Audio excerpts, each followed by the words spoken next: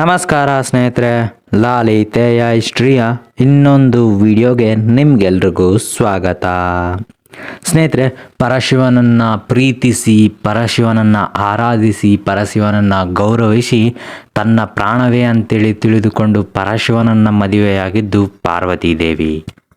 ಶಿವನೇ ನನ್ನ ಪ್ರಾಣ, ಶಿವನನ್ನು ಬಿಟ್ಟು ನಾನು ಬದುಕೋದಕ್ಕೂ ಸಹ ಸಾಧ್ಯವಿಲ್ಲ ಅಂತ ಹೇಳುವಂತಹ ಪಾರ್ವತೀ ದೇವಿಯೇ ಪರಶಿವನಿಗೆ ಶಾಪವನ್ನು ಕೊಟ್ಟಿದ್ಲು.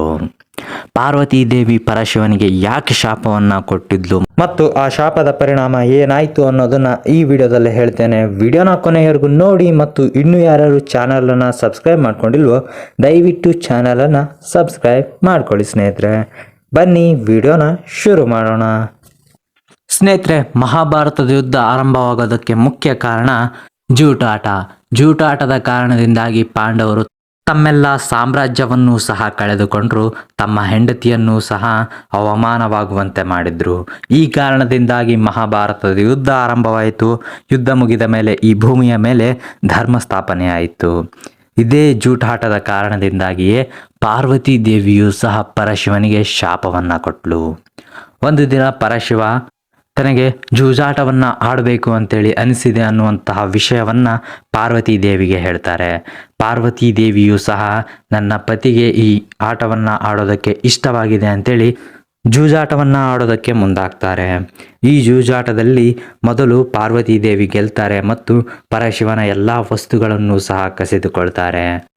ಪರಶಿವ ಜೂಜಾಟದಲ್ಲಿ ಸೋತ ನಂತರ ಎಲ್ಲ ವಸ್ತುವನ್ನು ಕಳೆದುಕೊಂಡ ಮೇಲೆ ಶಿವನ ಬಳಿ ಬಟ್ಟೆಯೂ ಸಹ ಹಾಕಿಕೊಳ್ಳೋದಕ್ಕೆ ಇರೋದಿಲ್ಲ. ಆಗ ಪರಶಿವ ಎಲೆಗಳನ್ನು ತೆಗೆದುಕೊಂಡು ತನ್ನ ಬಟ್ಟೆಯನ್ನಾಗಿ ಮಾಡಿಕೊಂಡು ಯಮುನಾ ನದಿಯ ಪಕ್ಕದಲ್ಲಿಯೇ ಇರುವಂತಹ ತೋಟದಲ್ಲಿ ಹೋಗಿ ಇರ್ತಾನೆ. ಈ ವಿಷಯ ಕಾರ್ತಿಕೇಯನಿಗೆ ಗೊತ್ತಾಗುತ್ತೆ. ಆಗ ಕಾರ್ತಿಕೇಯ ತನ್ನ ಮಾತೆಯಾದಂತಹ ಪಾರ್ವತೀ ದೇವಿಯ ಬಳಿ ಬಂದು ಕೇಳ್ತಾರೆ, ಅಮ್ಮ, ನೀನು ಮಾಡಿರೋದು ಸರಿಯಲ್ಲ, ಅಪ್ಪನ ಎಲ್ಲ ವಸ್ತುಗಳನ್ನು ಆತನಿಗೆ ಹಿಂತಿರುಗಿಸು ಅಂತ ಕೇಳ್ತಾರೆ.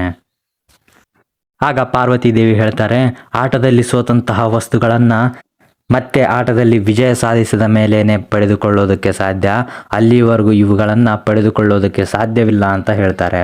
ಈ ಮಾತನ್ನು ಕೇಳಿದ ತಕ್ಷಣ ಕಾರ್ತಿಕೇಯ, ಹಾಗಾದರೆ ನಾನು ನಿಮ್ಮ ಜೊತೆ ಜೂಜಾಟವನ್ನು ಆಡ್ತೇನೆ ಅಂತೇಳಿ ಪಾರ್ವತೀ ದೇವಿಯ ಜೊತೆಗೆ ಕಾರ್ತಿಕೇಯ ಜೂಜಾಟವನ್ನು ಆಡ್ತಾನೆ ಮತ್ತು ಕಾರ್ತಿಕೇಯ ಜೂಜಾಟದಲ್ಲಿ ಪಾರ್ವತೀ ದೇವಿಯನ್ನು ಸೋಲಿಸ್ತಾನೆ. ಸೋತಂತಹ ಪಾರ್ವತೀ ದೇವಿಯಿಂದ ತನ್ನ ತಂದೆ ಪರಶಿವನ ಎಲ್ಲ ವಸ್ತುಗಳನ್ನು ಹಿಂಪಡಿತಾನೆ ಮತ್ತು ಪಾರ್ವತೀ ದೇವಿಯ ಕೆಲವೊಂದಿಷ್ಟು ವಸ್ತುಗಳನ್ನು ಸಹ ಹಿಂಪಡಿತಾನೆ. ಜೂಜಾಟದಲ್ಲಿ ಸೋತ ಮೇಲೆ ಪಾರ್ವತೀ ದೇವಿಗೆ ಅರಿವಾಗುತ್ತೆ, ನಾನು ಈ ಜೂಜಾಟದ ಕಾರಣದಿಂದಾಗಿ ನನ್ನ ಪತಿಗೆ ನೋವನ್ನುಂಟು ಮಾಡಿದೆ, ಈ ಕಾರಣದಿಂದಾಗಿ ಅವರು ಬೇಸರಗೊಂಡು ನನ್ನಿಂದ ದೂರ ಹೋದರು ಅಂತೇಳಿ ಮನನೊಂದಿರ್ತಾಳೆ ಮತ್ತು ಈ ವಿಷಯವನ್ನು ತನ್ನ ಪ್ರೀತಿಯ ಪುತ್ರನಾದಂತಹ ಗಣೇಶನಿಗೆ ಹೇಳ್ತಾಳೆ.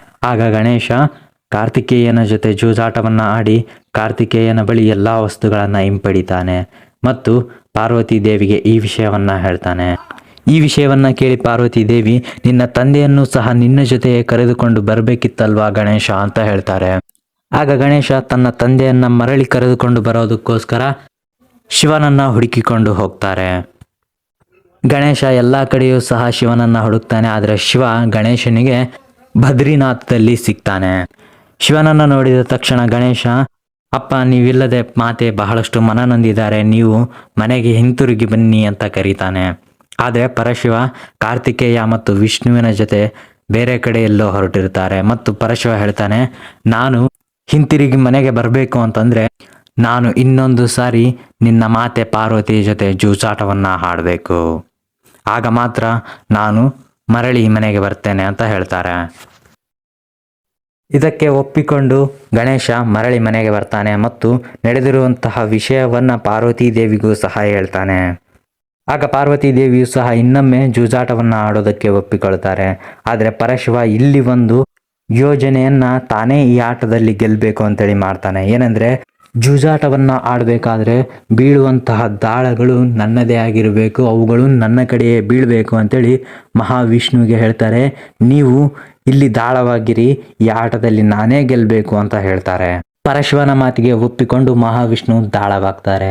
ಪರಶಿವ ಮನಸ್ಸಿನಲ್ಲಿ ಅವರು ಏನನ್ನು ಅಂದುಕೊಂಡು ದಾಳವನ್ನು ಹಾಕ್ತಾರೋ ಅದೇ ದಾಳ ಅಲ್ಲಿ ಬೀಳ್ತಾ ಇರುತ್ತೆ ಮತ್ತು ಮಹಾದೇವ ಈ ಆಟದಲ್ಲಿ ಗೆಲ್ತಾರೆ. ಮಹಾದೇವ ಮೋಸದಿಂದ ಆಟವನ್ನು ಗೆಲ್ತಾ ಇದ್ದಾರೆ ಅನ್ನೋದು ಪಾರ್ವತಿ ದೇವಿಗೆ ಮೊದಲಿಗೆ ಗೊತ್ತಾಗೋದಿಲ್ಲ. ಆದರೆ ಇದು ಗಣೇಶನಿಗೆ ಗೊತ್ತಾಗುತ್ತೆ. ಗಣೇಶನಿಗೆ ಈ ವಿಷಯ ತಿಳಿದ ನಂತರ ಗಣೇಶ ತನ್ನ ತಾಯಿ ಪಾರ್ವತಿಗೆ ಹೇಳ್ತಾನೆ, ಮಾತೆ, ಅಪ್ಪ ನಿಮ್ಮ ಬಳಿ ಮೋಸದಿಂದ ಆಟವನ್ನು ಗೆಲ್ತಾ ಇದ್ದಾನೆ ಅಂತೇಳಿ ಎಲ್ಲ ವಿಷಯವನ್ನು ವಿವರಿಸ್ತಾನೆ. ಈ ವಿಷಯ ತಿಳಿದ ತಕ್ಷಣ ಬಹಳಷ್ಟು ಕ್ರೋಧಗೊಂಡಂತಹ ಪಾರ್ವತಿ ದೇವಿ ಪರಶಿವನಿಗೆ, ಮಹಾವಿಷ್ಣುವಿಗೆ, ಕಾರ್ತಿಕೇಯನಿಗೆ ಮತ್ತು ಕೊನೆಯದಾಗಿ ರಾವಣನಿಗೂ ಸಹ ಶಾಪವನ್ನು ಕೊಡ್ತಾಳೆ. ಪಾರ್ವತಿ ದೇವಿ ಪರಶಿವನಿಗೆ ಈ ರೀತಿಯಾಗಿ ಶಾಪವನ್ನು ಕೊಡ್ತಾಳೆ, ನಿಮ್ಮ ತಲೆಯ ಮೇಲೆ ಇರುವಂತಹ ಗಂಗೆ ಯಾವಾಗಲೂ ಸಹ ನಿಮಗೆ ಹೊರೆಯಾಗಿ ಇರಲಿ.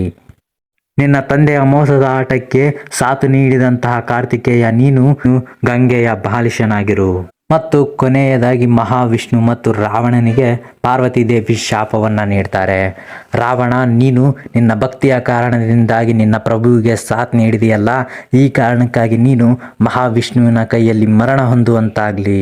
ಮತ್ತು ಮಹಾವಿಷ್ಣು, ನೀವು ಈ ಎಲ್ಲ ಆಟಕ್ಕೂ ನೀವೇ ಸೂತ್ರಧಾರಿ ಅಲ್ವಾ, ಈ ಕಾರಣಕ್ಕಾಗಿ ಶಿವ ಮತ್ತು ನಿಮ್ಮ ಮಧ್ಯೆ ಇರುವಂತಹ ಸ್ನೇಹದ ಕಾರಣದಿಂದಾಗಿ ಅಲ್ಲವೇ ನೀವು ಈ ಮೋಸದ ಆಟಕ್ಕೆ ಸಾಥ್ ನೀಡಿರುವುದು.